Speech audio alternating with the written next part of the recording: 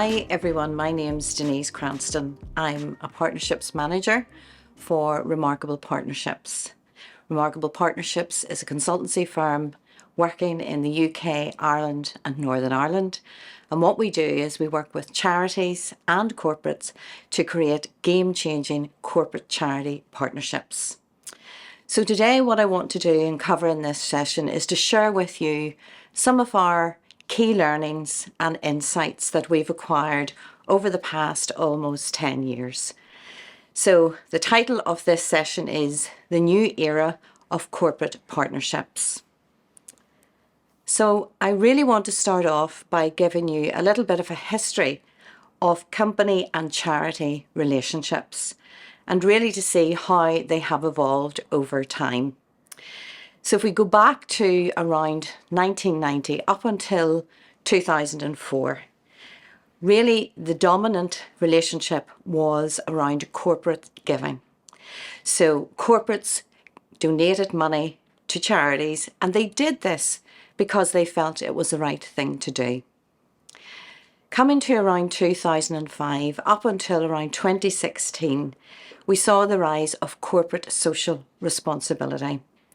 So companies started to look and think, what should we be doing as companies in terms of being a responsible business? So the corporate social responsibility agenda really led how corporates worked with charities, and that's still very much current. However, if we come to 2017, what we've started to see is a bit of a shift, and we're now starting to see purpose-led businesses. And really businesses now starting to look at their purpose, their why, beyond just making profit. And businesses are starting to see being purpose-led as an essential part of their business. And as we go through the session, I'll talk to you more about what we mean by purpose-led business. I also want to share with you this collaboration continuum. And what this shows is the 4 key ways in which charities and companies partner together. So starting on the left-hand side of the continuum, we start with philanthropic. So the philanthropic is really a one-way process where the company gives money and the charity gets. And then we move into transactional. So transactional is where both the charity and the company give and receive in return. And probably the best example of this is the Charity of the Year model, which I'm sure lots of charities are familiar with. And this is where the company will commit to raising a certain amount of funding, and in return the charity will give them opportunities, maybe volunteering opportunities, maybe some feature them on social media, etc. And then if we move to the right of the continuum, we start to move into the strategic and transformational. Strategic is where the partner organisations align their missions, or as we would call it in Remarkable Partnerships, align their purpose. And they combine their assets to create new resources rather than swap resources they already have. The key here is that this is longer term. Transactional tends to be short term. Once you move into strategic, this is about more long-term partnerships, which of course have more impact and more value. And then moving into transformational. This is where the partnerships lift the lid of what the charity and the company are able to achieve for both their missions, and often causing disruptive social innovation. And perhaps to give you an example of that, think about Macmillan and Boots Chemist. And what they did was they brought cancer services to the high street. So they had a partnership, and Macmillan were able to train up the Boots staff so that people coming into the pharmacies could avail of cancer services in their local pharmacy. And again, that was something that Macmillan could never have done, could never have afforded to do without that partnership with Boots. So we in Remarkable Partnerships are trying to work with charities to encourage them towards the strategic and transformational end of this continuum. So now what I want to do is look a little bit about this new era of purpose-driven partnerships. And to do that, I think it's important to look at how companies have changed over the last 20, 30 years. So if we start off and look at the traditional companies of a number of years ago, they were just very much focused on their shareholders and making sure their shareholders were happy and they were making money for shareholders. The modern company now recognises there are much more stakeholders. Of course, shareholders are in there, but so are their employees, their customers, their clients, and of course, their local communities. In the past, companies just allowed their culture to evolve organically. But now companies recognise the importance of culture, and it's much more crafted than it was in the past. And of course it has to be, because now they have to think about inclusion in the culture, they have to think about work-life balance in their culture, they have to think about their employees. Again, traditionally, companies used to refer to their staff, their people, as human resources, a resource like any other resource. But now in the modern companies, there's much more of a humanitarian approach, and companies now seeing and treating people as human beings as opposed to resources. Traditionally, there was a focus on short-term finance and companies just wanting to make a quick buck, whereas now there's much more of a focus on sustainability and long-term finance. And then traditionally, companies have had corporate social responsibility, but what tended to happen there was they had CSR programs which kind of sat on the margins of the business, whereas now we're starting to see this rise of purpose-driven companies, and purpose-driven companies have purpose at the heart of the business, and that's the big difference. As charities looking for potential corporate partners, it's really important that you understand what corporate priorities are right now.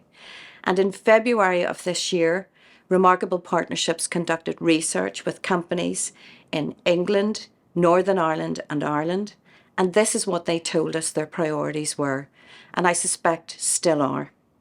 So first of all, we have the battle for talent. This is about the recruitment and retention of staff. And of course, we've seen the impact that COVID has had on many industries. And if you take the airline industry at the moment, it's in complete chaos because they paid lots of people off during COVID. And now that they're back up and running, those people have got new jobs, are not coming back. And of course, we've seen the awful fallout of that. But every industry sector at this moment in time is really battling for the best talent out there. Another priority for corporates right now is engaging a hybrid workforce. Everybody's talking about a hybrid workforce where lots of people are choosing to work mainly at home and maybe come into the office 1 or 2 days or not even at all sometimes. And what that does, it causes issues for employers in relation to creating this culture that I mentioned earlier, a culture of inclusion, a culture of engagement. Because if people are all working from home and they're not meeting up and they're not having those water cooler moments, that's proving a real challenge for companies in terms of engaging and motivating their staff. Then we have another priority is to define and demonstrate the business purpose. And again, this is where charities can come in to help businesses demonstrate how they're living. So then we have the rise of ESG commitments. And ESG stands for environmental, social and governance. And lots of companies now are developing their ESG strategies and are looking help to deliver on these strategies. And then the final one there is equality, diversity and inclusion. And this actually is the #1 global priority for businesses around the world. So the point here is, and it's important for charities to understand these priorities, because what you need to do is think about how can you support and help business to meet these priorities. So what is it you can do around encouraging people to maybe join a company? Can you help them to look to be a company of choice by what they're doing through your charity? In terms of engaging their workforce and motivating their workforce, Are there things that you can do that could bring their employees together in a fun way, for example? Partnering with you, can you help them demonstrate that they're living their purpose? And of course, ESG, is there something you can do around the environment or indeed their social goals under this commitment? And finally, equality, diversity and inclusion. And to my mind, every charity is working towards inclusion. So definitely there are opportunities for charities right now with corporates because of these priorities. So I want to go back to purpose and really to look at why this has become so important for business. So 44% of millennials and 49% of Gen Z made their work choices based on their own personal ethics. So they're looking at businesses and they're deciding, do they align with my values, with my ethics, whether that's around diversity, whether that's around environmental, whatever that might be. Millennials will be 75% of the global workforce by 2025, in 3 years' time. So this is indeed something that businesses, particularly trying to attract this talent, cannot afford not to take on board. And of course, we're living in a digital engagement age. So lots of businesses have websites, social media sites, Facebook, etc. So they need to make sure that the content they have on there is meaningful. And again, this is an opportunity for charities in terms of their partnerships to help them provide that meaningful content.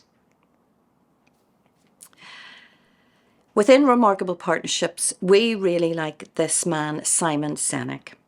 And if you haven't come across him before, we'd certainly encourage you to look him up. He's done TED Talks, he's written books. But a quote that we use all the time is, people don't buy what you do, they buy why you do it. And your why is your purpose. And just a bit of advice to charities, because what we find is often when charities are pitching to a business or talking to a decision maker, they talk about what they do. So they talk about all of their services. They'll maybe tell them a little bit about the history of the charity. But really, what works with business isn't any of that. It's why you do it. Because when you talk about the why, that's when you touch the heartstrings. And we know that people make decisions with their emotional brain, which works 2,000 times quicker than the rest of their brain. So you really need to be clear about your why. Something that we talk about a lot as well in Remarkable Partnerships is shared purpose. And we believe that great partnerships start with a shared purpose. And I just want to share with you this example of a cold call from a charity that we're working with called SolarAid. So SolarAid sent this email to a food brand that they are targeting as a corporate partner. And they said, dear whoever, we're getting in touch because your company and SolarAid have a strong shared purpose. Now here's the shared purpose. We both capture sunshine so people can live without limits.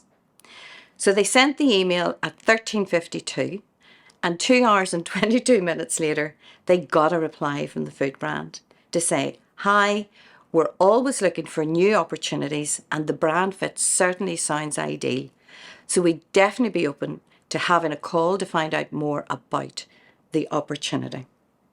So as I say, this was a cold call, but it worked because they had a strong shared purpose, and that always appeals to the businesses. I want to share with you examples of purpose-driven companies, and these are their purpose statements. So let's take BT Group. Their purpose is to use the power of communications to make a better world. There's nothing in there about broadband. There's nothing in there about fibre optic. It's about making a better world. Allstate Northern Ireland, to leave things better than we found them and deliver results. Nothing in there about insurance. There's nothing in there about IT. PwC Northern Ireland, their purpose is to build trust in society and solve important problems. Again, no mention of accounts or taxes or anything like that. And then Unilever, make sustainable living commonplace. Not one mention of their thousands of products. So the reason I'm sharing these purpose statements with you is to think about, could your charity align with any of those? And I suspect you could probably align with at least 3 out of the 4. So which charity isn't there to make a better world, or to leave things better than you found them, or to build trust in society and solve important problems? So coming up with a shared purpose is not as difficult as you might initially think. The pandemic created a real purpose pressure cooker. And here's why. First of all, it highlighted inequalities in our society. And lots of the people that you serve as charities, those who are vulnerable, those who are disadvantaged in some way, suffered more than anybody else during COVID. And as part of that, companies saw the need to do more. And companies want to be part of building back better. And it's really up to charities to show them how to do it and to show them the opportunities to do it. There's also a new landscape now, as we all know, and here's some of the features of that new landscape. Again, really important to take on board when you're approaching corporates. First of all, we've seen amazing digital acceleration through COVID. We've all had to very quickly be able to get online and do lots of things online. We've seen the rise of hybrid working. Climate change is such a big feature now. In fact, it's probably more climate crisis, and everybody's talking about that. There was, of course, a mental health crisis before COVID, even more so now. I've mentioned before, more of an awareness of inequalities. And then finally, there's much more increased awareness of our own mortality. People are now starting to talk about death more than ever they did before. And we're all realizing that life is short and we all want to leave our own legacy and make a difference. Back to shared purpose. So this is how we do it. We use this Venn diagram. So what we suggest you do is you put the company purpose, you write it down, and you put your charity's purpose alongside it. And then you look for the commonalities between the two, the common words, the common terms, and then out of that, you develop your own shared purpose. Before I finish, I just want to share with you the remarkable way. So this is the methodology that we use when we work with charities. So you'll see right at the centre there is purpose. And that's at the centre of everything we do. That's our starting point.